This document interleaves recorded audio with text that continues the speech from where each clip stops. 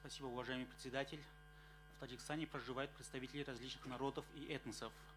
Признание и защита их прав являются из важнейших условий развития демократии, обеспечения политической и социальной стабильности в республике. Республика Таджикистан придает важное значение вопросу толерантного проживания различных этносов, культур, языков и конфессий.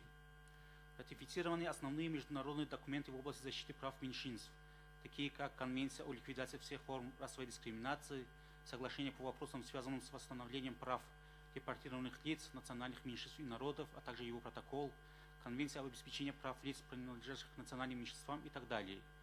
И в своей национальной политике Республика Таджикистан руководствуется этими стандартами. На постоянной основе предоставляются отчеты различным международным структурам. Также действуют различные национальные планы в данном направлении. В соответствии с Конституцией запрещается дискриминация по признакам расы, национальности и этнического происхождения. Все нации и народности, проживающие на территории Республики Таджикистан, вправе свободно пользоваться своим родным языком. Для всех наций и народностей Таджикистана создаются условия для свободного выбора языка обучения в соответствии с законодательством. Помимо школ с обучением на русском, узбекском, киргизском и туркменском языками, в Таджикистане также действует школа с обучением на языке дары для афганских беженцев.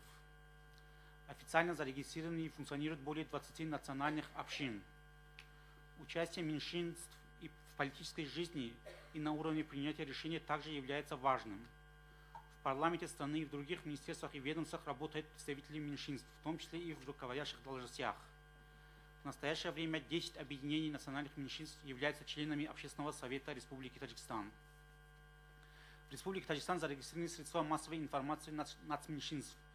Из указанных изданий 34 выходят на русском языке, 10 на узбекском, 1 на киргизском, 260 смешаны на таджикском, узбекском, русском и других языках. Также функционирует 8 информационных агентств на таджикском, русском и английском языках. Кроме того, в электронных средствах массовой информации выделено время для различных передач. Для представителей различных религий, в частности для последователей христианства, иудаизма, бахаизма, кришнаизма и других религий, созданы благоприятные условия. Они имеют свои общества и свободно функционируют. В заключение хотелось бы сказать, что новый политический климат периода независимости позволил создать все необходимые условия для сохранения языка, культуры и традиций национальных меньшинств, для развития их национального этнического самосознания и обеспечения принципа межнационального, межконфессионального и межрасового единства и равноправия. Спасибо за внимание.